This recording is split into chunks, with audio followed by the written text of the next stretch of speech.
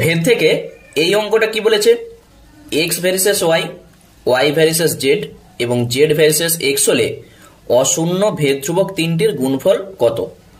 তাহলে এখান থেকে আমরা কি পাবো, এক্স সমান কে ওয়ান ওয়াই, এই চিহ্নটা তুলে আমরা কে ওয়ান লিখেছি।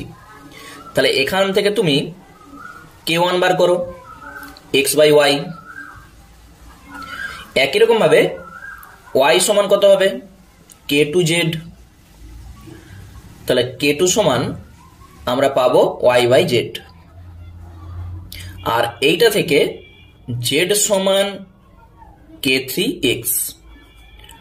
তাহলে এখান থেকে কে থ্রি সমান কত হবে, জেড বাই এক্স।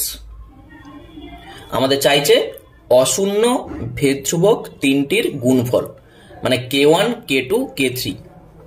তাহলে k one k two k three সমান কত হবে, এক্স বাই ওয়াই, শুধু মান বসাও, ওয়াই বাই জেড আর জেড বাই এক্স। এখানে জেড এর সঙ্গে জেড কাটছে, এক্স এর সঙ্গে এক্স, ওয়াই এর সঙ্গে ওয়াই, উপর আর নিচ কেটে যাওয়া মানে এক হয়। তাহলে ভেদ ধ্রুবক তিনটার গুণফল সমান এক, এইটি হবে অ্যান্সার।